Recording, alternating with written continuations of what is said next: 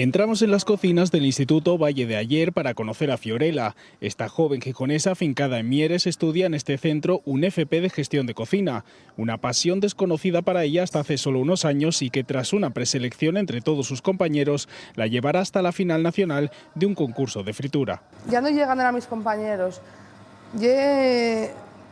algo conmigo misma, ¿sabes? Sentirme, porque me sentí un poco apagada, entonces sentirme otra vez útil, que valgo. Será la única representante asturiana en la final, en la que se enfrentarán 20 alumnos de escuelas de cocina de toda España. Toda una oportunidad para ella, la que acudirá con una propuesta muy asturiana. Una de ellas es una croqueta de morcilla, manzana, cebolla y piñones, con una salsa de afoga al piturroso y sobre un nido de patata.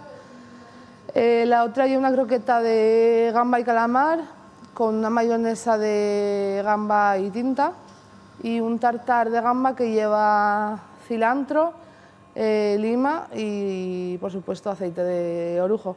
Una forma, dice, de aunar en un mismo plato el mar y la montaña de la tierrina. La final se celebrará el 11 de marzo en Madrid. El ganador recibirá un curso de especialización en cocina en una escuela de alto nivel. Aunque pase lo que pase ese día, Fiorella ya se siente ganadora. Yo con sacarlo ya soy feliz, con ir ahí, vivir la experiencia, conocer a la gente. Estoy muy contenta y muy orgullosa de mí misma también. Porque su premio, cuenta, es hacer disfrutar a los demás con sus platos.